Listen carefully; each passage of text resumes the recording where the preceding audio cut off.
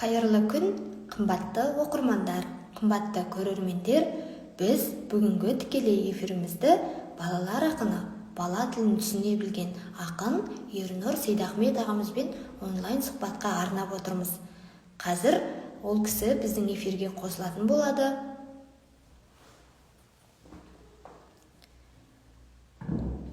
Қазір ол кісі біздің эфирге көрермен ретінде қосылады. Мен ол кісіні эфирге қосатын боламын.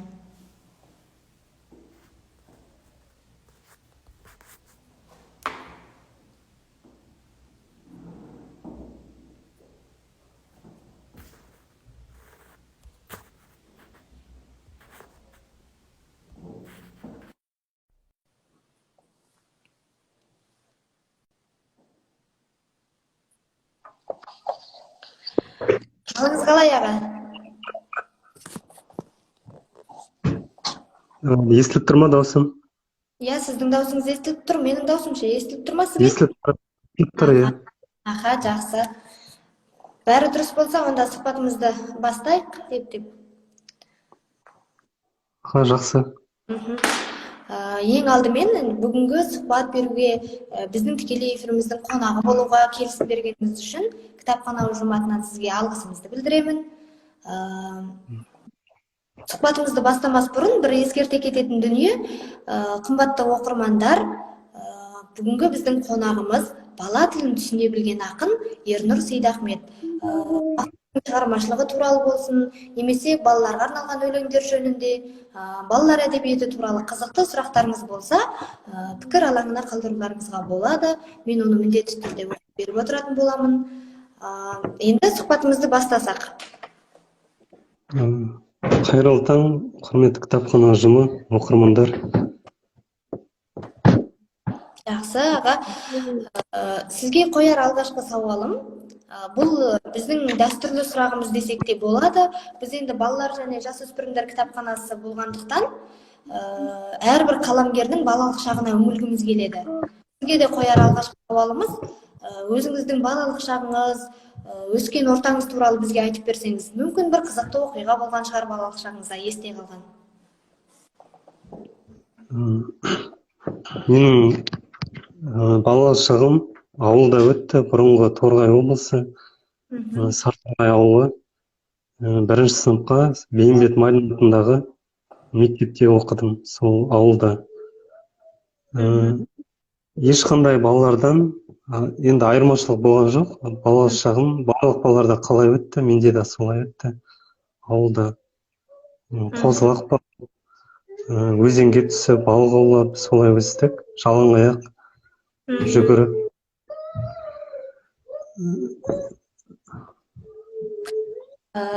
Жалпы енді балалық шағыңызда бір есіңізде қалған қызықты оқиғаңыз бар ма? Бізбен бөліссеңіз.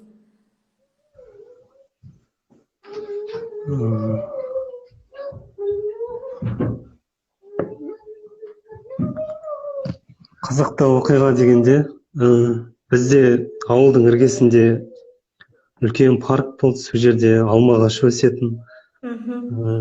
Барлық балалар, енді баламыз ғой, ол алманың жаңа пісуін күтпей, көкте жұлып тастаймыз. Сол паркте құстардың ұясы көп болды, жаңа қарғалардың. Ауылдың іргесінде жаңағы. Бір күні жаңағы біздің өзім қатарлас балалармен сол паркке барып, жаңа қарғаның жұмыртқасын жинадық. Көп жинап алып, сол келе жатыр едік, жаңа өз досым Алмаз деген баланың атасы шықты алдымыздан. Сендер не істеп жүрсіңдер деп. Біздің жаңа құстың жұмыртқасын жинап алғанымызды көріп, бізге қатты ұрысты. Балаларың дұрыс емес деп. Құстың ұясын бұзбаңдар деп. Сол есімде қалды. Содан кейін біз жаңа қарғаның жұмыртқасын жинамайтын болдық. Енді бұндай жағдай әркімнің басында болады. Рахмет, аға. Енді сізге келесі қоятын сауалым, жалпы балаларға арналған өлеңдеріңізді қай жасыңыздан бастап жаздыңыз? Ақындық сізге кімнен дарыды? Мүмкін арғы аталарыңызда сөз ұстаған адамдар болды ма? Иә, біздің әулетімізде өлең жазатын ақынды қасиет қонған кісілер бар. Соны айта кететін болсам, әкемнің ағасы туған республикаға танымал ақын Самат Асқаров деген ақын. Сосын ағам Арнұр Асқар қазір Егемен Қазақстан газетінде журналист болып еңбек етіп жатыр. Біздің әулетте көбісі мұғалімдік жолды таңдаған, ұстаздық қызмет атқарады, өзімнің әкем де бәрі. Балаларға арнап өлең қашан жаздыңыз дегенге келетін болсам, бұл сұраққа балаларға арнап өлеңді университет қабырғасында оқып жүргенде жаза бастадым. 2007 жылы Егемен Қазақстан газетінде хабарландыру көрдім. Астана бәйтерек деген конкурсқа. Балаларға арнап жазатын, ақын жазушыларға арналған шығармаларға конкурс жарияланып жатыр деген. Сол жерге жаңағы 5-6 өлеңімді жолдап, жүлдегер болдым. Содан бастап өзіме сенім ұялады. Балаларға арнап жазсам, менен бірдеңе шығады екен ғой, менің қолымнан келеді екен ғой деген сенім пайда болды. Содан бастап балаларға жазып жүрмін. 2006-2007 жылдардан бастап. Жақсы. Сіз айтып отырған әдеби конкурстардың жүлдегеріңізді білеміз. Астана бәйтерек, Балауса, Дарабоз сияқты конкурстардың жеңімпазы ретінде сізді көпшілік оқырман таниды. Енді бұл жерде сұрақ, жалпы балалар әдебиетінің дамуына осындай конкурстардың рөлі қандай жалпы? Негізінен ақын жазушыларды осы балаларға арнап жаңа шығармалар жаздыруға, тың идеялар сұнуға осындай конкурстардың маңызы өте жоғары. Өйткені ақын жазушылар осындай конкурсқа қатысам деп қатысу арқылы ізденеді, талпынады, талаптанады. Өкінішке орай жаңа айтып отырсыз ғой, осындай конкурстың рөлі қандай деп. Мысалы, мынау Астана бәйтерек конкурсы соңғы рет қателеспесем 2013 жыл ма сол жылы болды, содан кейін тоқтап қалды. Ол жерде жаңа балаларға арналған, әндерге арналған конкурс болатын, жаңа сахналық қойылымдарға, сосын жаңа балаларға тақпақ, өлеңдерге арналған конкурс болатын бөлек. Оның бәрі жаңағы ақын жазушыларды, композиторларды ынталандыратын осындай конкурстар. Өкінішке қарай бұл конкурс жоқ, қазір тоқтап қалды. Сосын өзімнің еңбек етіп жатқан Қазақмыс корпорациясында Балауса деген балаларға арналған конкурс болатын, республикалық ақын жазушыларға арналған, мектеп жасына дейінгі балаларға арналған. Бұл конкурста 3-ақ рет, 2-ақ рет қана жақсы басталды да, басында бұл конкурста тоқтап қалды. Негізінен осындай ақын жазушыларды ынталандыру үшін осындай конкурстар, бәйгелер көбірек ұйымдастырылып тұрса жақсы болар еді. Енді бұл балалар әдебиетінің дамуына, үлес қосып жүрген ақын жазушылардың шығармашылығына кеңірек қолдау болары сөзсіз. Енді бұндай конкурстар жиі ұйымдастырылып тұратын болса. Рахмет. Енді сіз мамандық бойынша инженерсіз, тау-кен жұмыс істейді екенсіз. Енді бұл салада өзіңіздің айналаңызда әртүрлі бір қызықты тұлғалар бар деп ойлаймын. Енді сіздің өлеңдеріңізді қарап оқып отырсақ, көбінесе кейіпкерлер бір өзіңіздің айналаңыздан алынатын сияқты, бір еңбек адамдарынан алынатын сияқты. Жалпы жұмыс барысында сізде бір қызықты оқиғалар болды ма?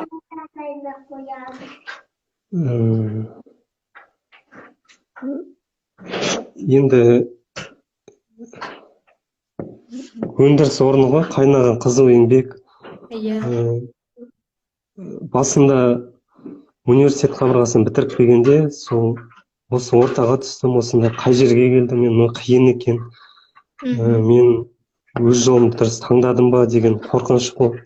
Қорқу болды. Әдеби ортада жүрген жоқпын. Білім қуып, арман қуып, үлкен қалаға бара алмадым ба деген ойлар болды. Бірақ кейін ол ортаға үйрене келе, сондай мен ойлағандай қорқынышты емес екен, қиын емес екен. Енді бойым үйренді сол ортаға. Сол айналамдағы жаңағы еңбек адамдарын, солардың бейнетін көріп, өзіме сабақ алып жүрім. Кейде арқау болып жатады, иә.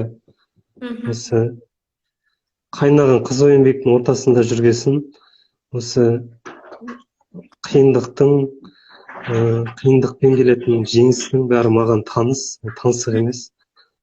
Былай қарап отырсам, білмеймін, ондай есте қалатын күлкілі ондай жағдай болмаған сияқты.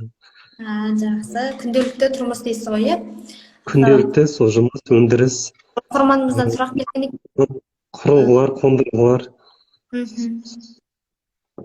Бір оқырманымыздан сұрақ келген екен, жалпы балаларға арналған қанша кітабыңыз жарыққа шықты дейді. Бұл жерде жаңа сіздің Тентек топ, Күлшіғане балақай, қашан үлкен боламын сияқты жинақтарыңыздың бар екенін білеміз. Енді осы 3 кітаптан басқа кітабыңыз жоқ, иә, жарыққа шыққан жоқ қой? Иә, осы 3 кітап шықты. Негізінен қазір балаларға арналған дайындап, айта беріңіз. балаларға арналған өлең кітаптарын дайындап қойдым. Жаңылтпаш жұмбақтар бар жерде, сосын аудармалар бар. Жаңағы Күлшіғане балақай деген кітап асығыстау шығып кетті кезінде, содан алып шамалы іріктеп, сосын жаңа өлеңдер қосып бір жинақ дайындап қойдым, бірақ енді шығаруға әлі мүмкіндік болмай тұр. Сол реті сәті келсе сол шығады деп өзім жоспарлап жүрмін. Енді бұл жерде сұрақ, жалпы сіздің осы 3 жинағыңыз мемлекеттік тапсырыспен шықты ма? Жоқ, 3 жинақта мемлекеттік тапсырыспен шыққан жоқ. Өзімнің еңбек ететін Қызықмыс корпорациясында жанынан құрылған жергілікті Нұр Отан партиясы көмектесті осы кітаптарды шығаруға. Қаржылай көмек көрсетті. Осы 3 кітапқа да осы Нұр Отан партиясы көмектесті. Негізі бұл кітаптардың таралымы көбірек болса, енді оқылымы да жақсырақ болатыны даусыз. Мүмкін қазір енді бұл өзекті мәселе ғой. Жалпы балаларға арналған кітаптардың кеңірек шығу, мысалы көп таралыммен шығатын болса, бүкіл мысалы барлық кітаптарға жететін болса, енді оқылымы да балалардың жаңағы бір жанын түсінетіндей кітаптар болып, оқылымы да көп болады деп ойлаймыз. Енді келесі кітабыңыз мемлекеттік тапсырыспен шықсын деп тілейміз. Енді соған талпынып өзіңіз көп таралым деп тілейміз. Жалпы енді балаларға арнап жаңа шығарма жазудан бөлек, жалпы балалар әдебиетінің ғылыми айналымға енуі деген ұғым бар. Сіздің шығармашылығыңыз жалпы зерттелінді ма? Зерттелінуі қандай деңгейде, мысалы? Өлеңдеріңізге шығармашылығыңызға шолу жасалып деген сияқты. Мен өлеңдерімді жазушы, қазір әдебиеттанушы, сыншы Елдос Тоқтарбай үлкен мақаласын арнапты, сол талдап. Бала тілін түсінген ақын деп тақырыбы солай қойылған. Иә, бізде солай тақырыбымыз қойып отырмыз сұхбатымыздың. Жалпы былай ондай талданып, талқыланып жатқан, оны білмедім, шыны керек. Бірақ оқырмандардан, кітапхана ұжымы, балалардан жылы пікірлер естіп жатамын. Рахмет. Жалпы енді сіздің өлеңдеріңізден жоғалған етік, сен ұйықтап жатқанда, кім болмақ, жалқау күрек деген сияқты тағы да бірнеше өлеңдеріңізде сіз көбінесе балалардың бойындағы бір жалқаулық, еріншектік деген сияқты мінездерді сынап, оларды ізгілікке, бір жігерлілікке шақырасыз. Жалпы сіз өзіңіз ақын ретінде емес, әке ретінде өзіңіздің балаларыңызға қандай тәрбие бересіз, қандай тәрбие беріп жатырсыз?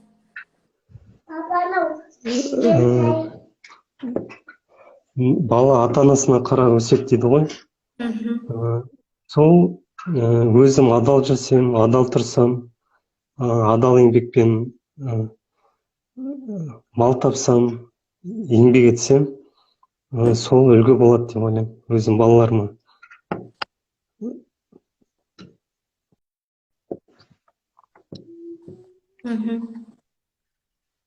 Рахмет. Жалпы енді сіздің өлеңдеріңізде көбінесе ауыл балаларының психологиясы суреттеледі. Көбі сол ауыл балаларына арналған өлеңдер. Жалпы енді сіз қала балаларына арналған өлеңдеріңіз бар ма? Қазір енді қала баласы мен дала баласының екеуінің айырмашылығы жер мен көктей. Қазір көбінесе балалар телефонға тәуелділік басым болғанда, солардан арылту мақсатында бір жазылған өлеңдеріңіз бар ма? Мен мынау қала баласына, ауыл баласына жазайын деп олай бөлектеп етіп көрмеппін. Бірақ мына өлең, екі өлең қазір сізге оқып берейін. Сіздің айтып қойып отқан сұрағыңызға жауап береді деп ойлаймын. Ақылды айбын. Түйсінеміз айбынға, жүгірмейді далақтап, компьютер алдында отырмайды сағаттап, күттірмейді үлкенді, сылтау айтпас қазір деп, сабағында ертеңгі қояды тез әзірлеп. Айтып берер тосылмай, аңыз өлең нақылды, барлық бала осындай, болса екен ақылды. Сосын мынау қалада көлік көп, өзі балаларымызға да айтып отырамыз, мектепке барғанда қорқақтаймыз, жаңағы жолдан өткенде абайлап жүр, байқап жүр деп. Күнде ескертеміз осы сөзді.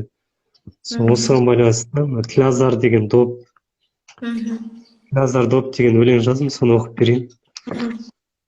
Желіктірер желі көп, ұшып қонды сері доп, ойнасаңшы аулада, деді күшік, жай ғана, тыңдамады бала боп, секеңдеді ала доп.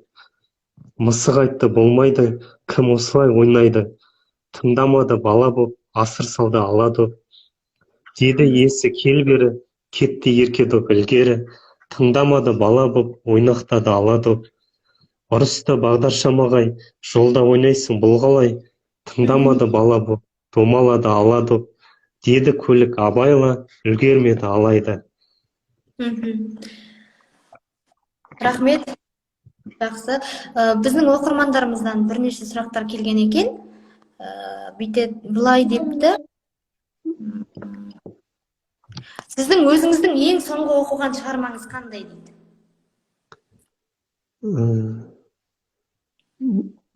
Мен ең соң қазір оқып отқаным Агния Бартоның өлеңдерін оқып жүрмін, соны аударып жүрмін қазір. Соны оқып. Тағы бір сұрақ келіпті. Жалпы өзіңіз балаларыңызға қандай кітап оқып бересіз дейді? Балаларыңызға қандай кітаптар оқып бересіз? Балаларыма мынау қазір мектепте оқиды, үлкенім 1-ші сыныпта, кішкентайым әлі балабақша жасында. Сондықтан балаларға осы 6 жасқа дейінгі шығармаларды оқып берем. Ертегілер, балдырған журнал әсіресе көп көмектеседі. Балдырған журналын оқимыз.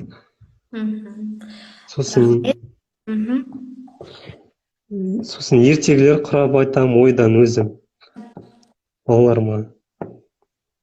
Мүмкін алдағы негізінен қазір өлеңді онша түсіне қоймайды ғой, кішкентай әлі. Көбіне ертегілерге қызығады, сол ертегілер оқимыз. Қызықты оқиғаларға толы, иә? Иә. Мүмкін алдағы уақытта ертегі жазатын шығарсыз. Білмеймін әлі, ойланып көрмеппін. Жақсы, рахмет. Тағы бір сұрақ. Бос уақытыңызда қандай іспен айналысасыз дейді?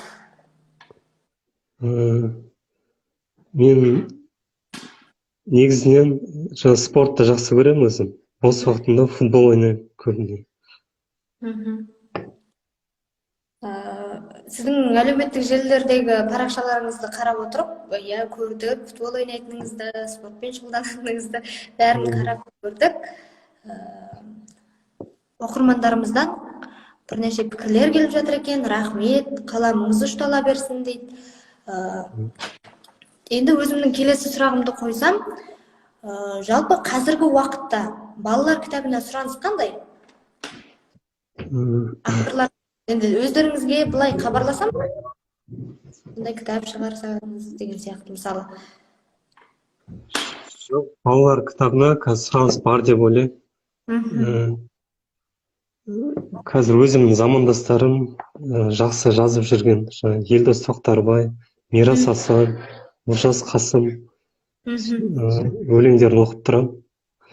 Өте жақсы. Негізі осы авторлардың шығармаларын кітап қылып шығарса, Иә. балаларға рухани азық болар еді деп ойлаймын.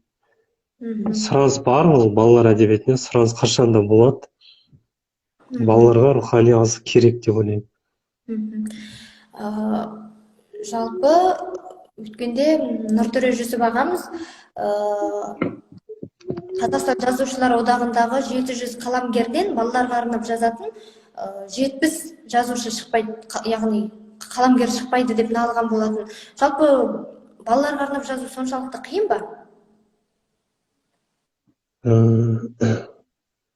Иә, балаларға арнап жазу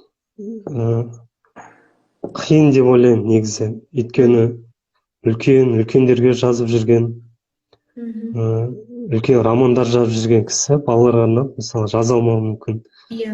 Ол жерде балаларға жазылатын шығарманың өз ерекшеліктері бар. Баланың психологиясын жақсы білу керек, баланың көзімен қарау керек айналаңа, бала сияқты ойлау керек. Және сонымен қатар ол тапқырлықты қажет етеді, ойнақылықты қажет етеді балаға арналған шығарма. Нақтылықты қажет етеді, қысқалықты қажет етеді. Осы талап бергенде ғана автор осы балаларға арналып жаза алады деп ойлаймын. Балаларға арнап жазу үшін мысалы айналасындағы кез келген дүниеден бір жақсылықты көре білу, мысалы ойнап жүрген доптың өзінен топтың бір жақсы қасиетін айта алу деген сияқты ғой, иә?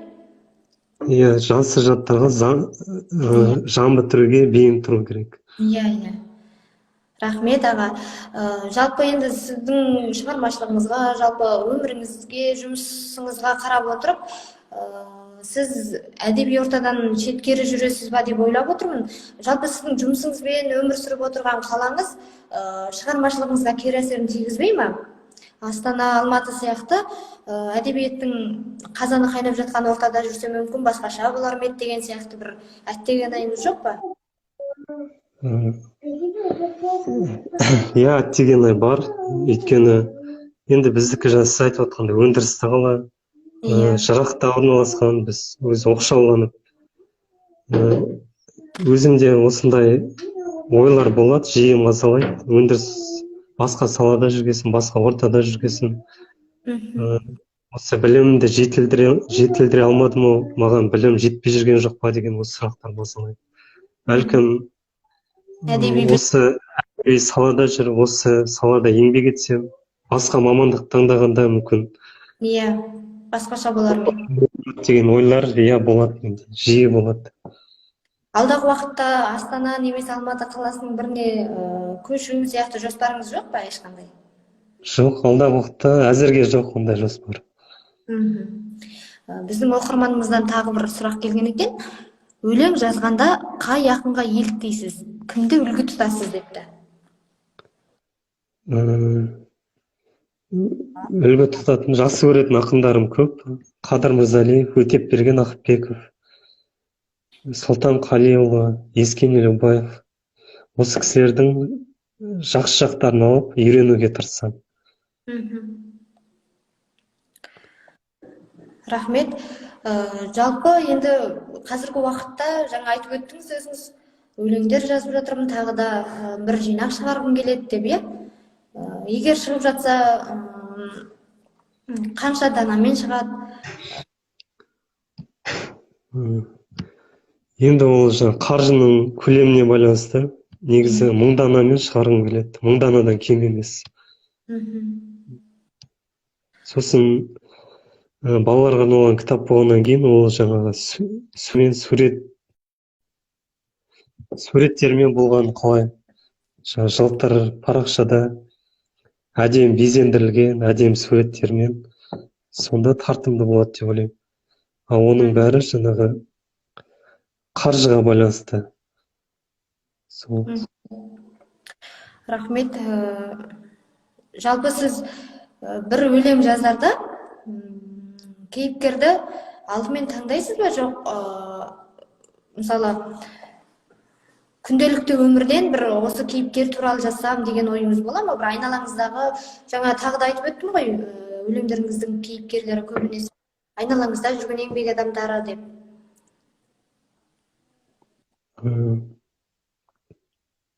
Енді нақты бір жоспарлап өйтіп жазбаймын. Кейде келеді жаңа бір өлеңім мысалы бір жолы ғана келуі мүмкін, кейін өзіме түртіп бір жерге жаза саламын, кейін жаңағы өлеңге айналуы мүмкін, немесе кейде бірден төгіліп түседі. Әрі қалай. Жалпы балалар жазуучусу белгилүү Бейсенбай Сүлейменов агамыз президентке кат жолдогон болотун. Алдагы жылдардын бирин балалар адебияты жылы деп атап, балалар адебиятынын дамууна, көркөйүүнө үлөс коссак деп. Жалпы енді алдағы жылдардың бірі балалар әдебиеті жылы деп аталынып жатса, жалпы жазушылар, ақындар не үшін алады? Не істеуге болады жалпы?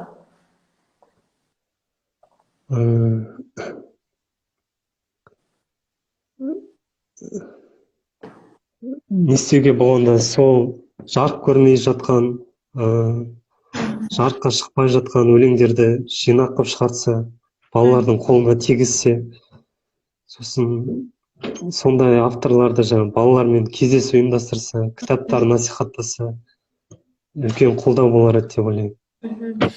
Сосын ақын жазушыларды кездесулер ұйымдастырып, жаңа пікір алмасып, бір-бірінің шығармаларын талдап, сондай шаралар ұйымдастырса, жақсы болар еді деп ойлаймын. Иә, балалар әдебиетінің өкілдерімен, яғни жазушылармен, ақындармен оқырмандардың рухани байланысын күшейтсе дейсіз ғой? Иә. Бізде тағы да бір оқырманымыздан сұрақ келген екен.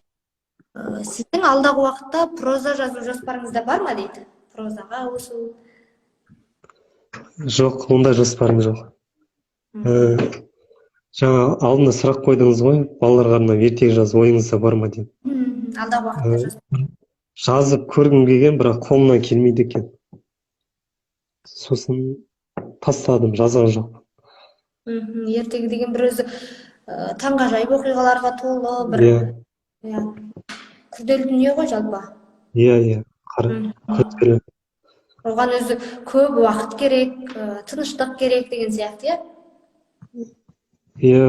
Проза жазуға да қабілет керек оған. Қатты жазғаннан балаларға өлең жазған маған жеңіл. Өлең таппады. Рахмет. Жалпы бізге енді эфир соңында біраз өлеңдеріңізді оқып берсеңіз бізге. Жақсы. Ең жақын адам. Шағып алса қалақай, тентегім деп күледі, құлатты ма алатай, айтпасаң да біледі. Қазір.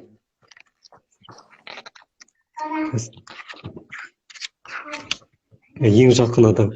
Шағып алса қалақай, тентегім деп күледі, құлатты ма алатай, айтпасаң да біледі. Сен ауырсаң балақай, ауырады жүрегі. Білер мұны бірмен бе, ең жақыны баланың, ыстық екен күннен де алақаны ананың. Қара, көзіңді жұмсап. Сосын Көзіңді жұмсай. атамның батасы. Атаны сүйіп тұл, Нұрғисадай биік тұр.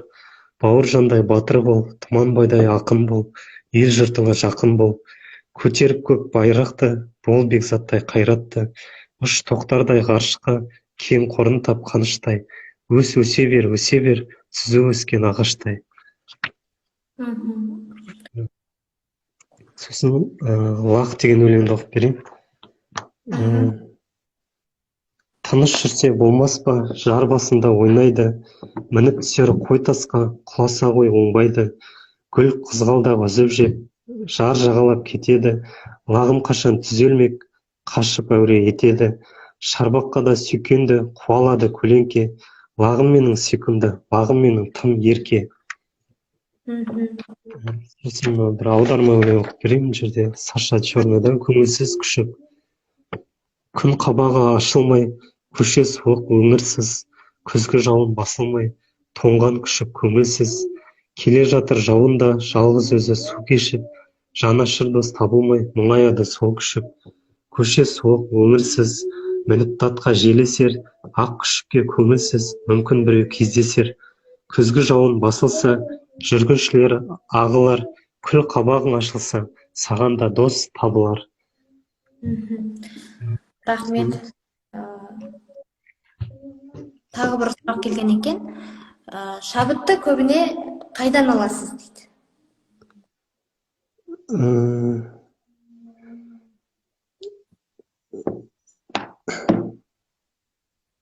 Балаларға қарап, балалардың қылығына қарап,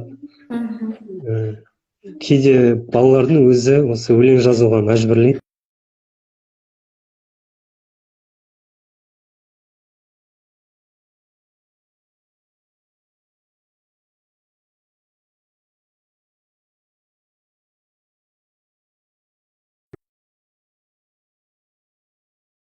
Бір өлең туған болатын.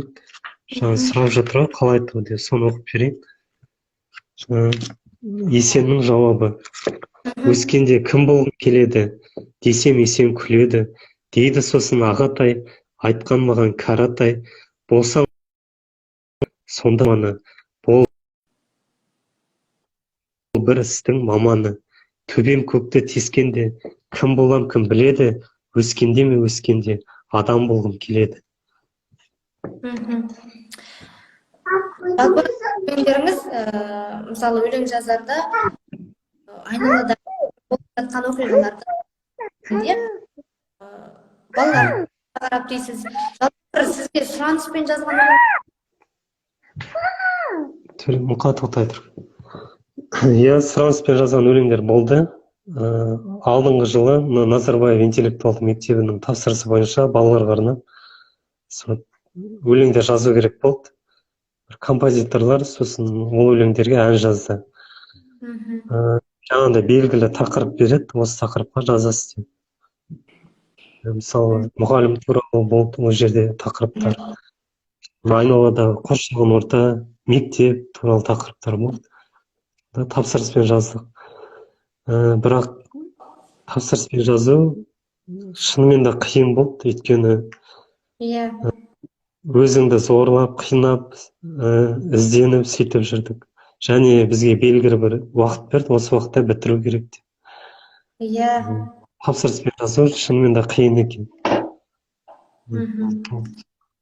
осыны жазуым керек деп жазған дүние ол енді шынайы шықпайды деп ойлаймын. Өлең деген өзі бір кез уақыт талғамайды ғой өзі. Иә, солай да, иә. Жоспарлап ондай тапсырыспен жазу қиын. Жақсы. Тағы бір сұрақ келген екен. Біздің кітапхана ұжымынан, біздің кітапханамызда сіздің Күлші Ғане Балақай атты кітабыңыз бар. Бұны енді эфир соңында оқырмандарға таныстырамын.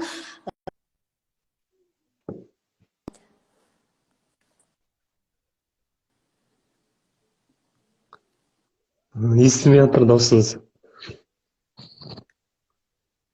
Біздің кітапханамызда сіздің Күлші Ғане Балақай атты өлеңдер жинағыңыз бар, жаңылтпаштар, аудармалар. Жалпы басқа кітаптарыңызды қалай алсақ болады? Басқа екі жинағыңыздың таралымы осы кезде әлі бар. Бірінші жинақ 500 данамен шықты, қазір өзімде қолымда қалған жоқ, осы екі жинақ тентек топ, екінші жинақ. Алматыда Арысанбай Естемов деген балалар ақыны басқарып отырған Аян жүрек баспасынан шықты. Сапалы шықты, безендіріліп, жақсы суреттермен. 1000 данамен шыққан. Осы Жезқазған қаласында кітапханаларға, сосын еңбек ұжымдарына таралып кетті. Шынымды айтқанда, өзім қолымда бір-ақ данасы ғана қалды. Көбейтіп шығаруға қазір мүмкіндік болмай тұр әзірге.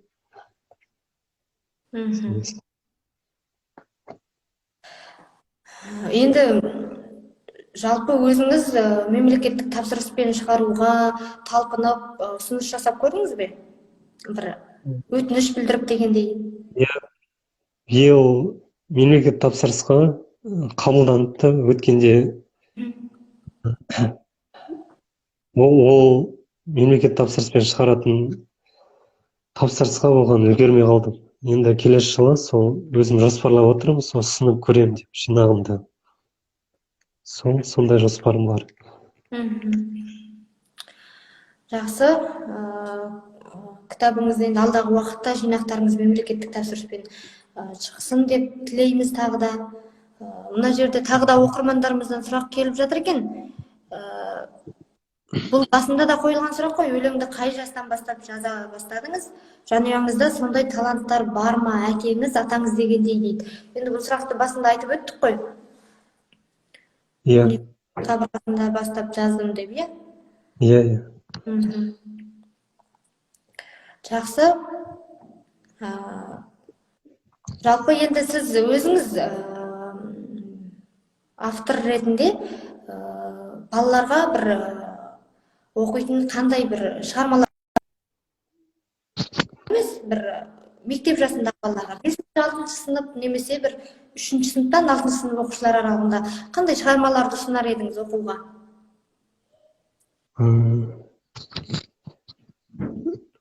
Басқа авторлардан ғой, Иә, балаларға арнап жазатын авторлардан, проза жанрынан қандай?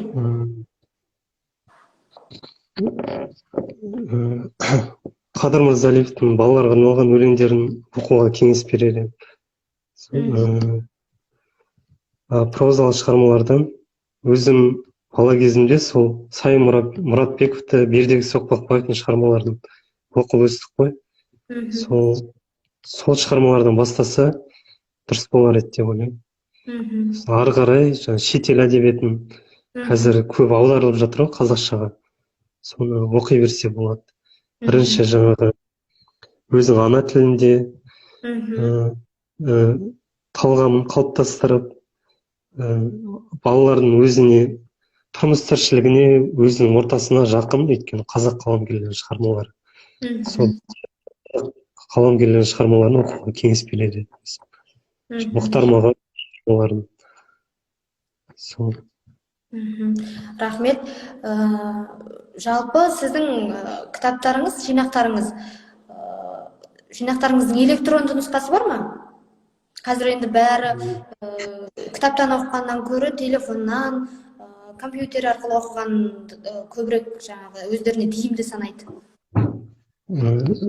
Тұтас кітабының электронды нұсқасы жоқ, бірақ Тәтті алма деген сайт бар, балаларға арналған шығармаларда. Сол жерде бір 20 шақты өлең топтастырылған. Сол жерден көруге болады, оқуға болады. Әдебиет порталы деген портал бар, мәдениет порталы деген портал бар. Жалпы соларға электронды нұсқасын ұсындыңыз ба? Алдағы уақытта ұсынсаңыз? Жоқ, сынып көрген жоқпын. Негізі енді мәдениет порталына ұсынсаңыз енді көбірек оқылады деп ойлаймын соларға электронды нұсқасын. Иә, алдағы уақытта ойымда болады. Сосын жуықта осы былтыр ғана ашылды ғой деймін, қаламгер порталы деген портал бар. Соған ұсынсаңыз да жақсы. Сонда көбірек оқылым болар еді деп ойлаймын енді. Оқырмандар көбірек сіздің шығармашылығыңызбен танысып, өлеңдеріңіз оқи алады деп ойлаймын енді. Иә, бұйыртып жатса, көреміз алдағы уақытта. Алдағы уақытта енді өзіңізбен де байланысқа жиі шығып отыратын боламыз. Белгілі.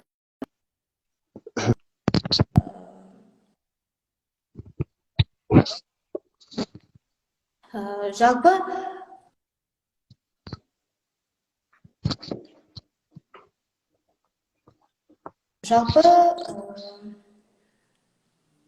кішкентай балаларға арнап айтатын тілегіңіз бар ма? Жалпы кішкентай оқырмандарға.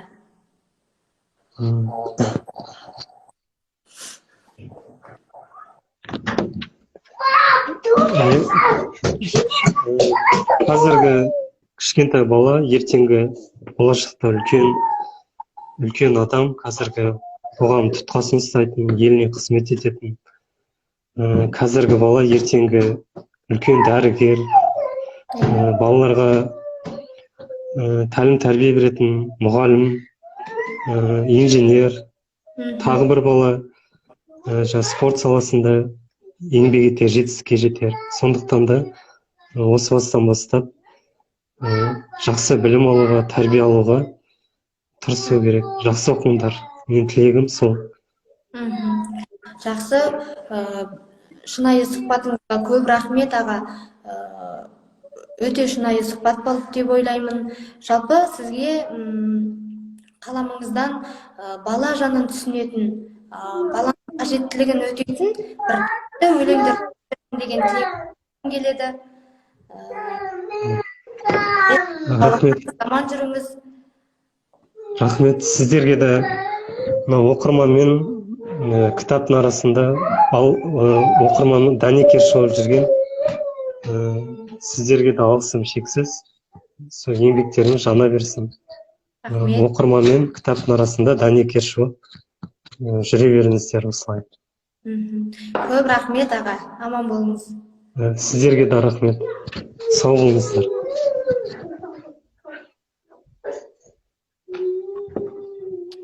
Эфир соңында қымбатты оқырмандар, бүгін бізде қонақта болған балалар ақыны, бала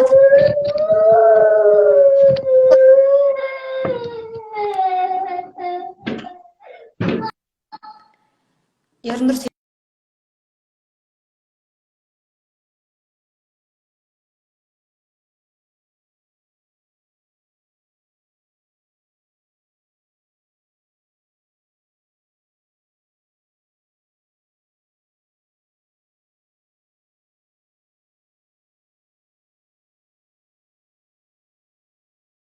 Ахмет ағам әдебиетке деген қызығушылығын арттырғыларыңыз келсе, осы кітапты біздің кітапханадан таба аласыздар деген ойдамын. Алдағы уақытта да біз автормен тікелей байланысқа шығып отыратын боламыз. Ол кісінің жарыққа шыққан жинақтары болса, бірден жаңағы өзіміздің кітапханамызға алдыратын боламыз. Бүгінгі сұхбат өте шынайы болды деп ойлаймын. Бүгінгі эфир сақталады. Біздің онлайн сұхбатымыздың көрермені болып, өздеріңіздің көкейлеріңізде жүрген сауалдарыңызды қойғандарыңыз үшін сіздерге де көп рахмет айтамын. Келесі кездескенше аман сау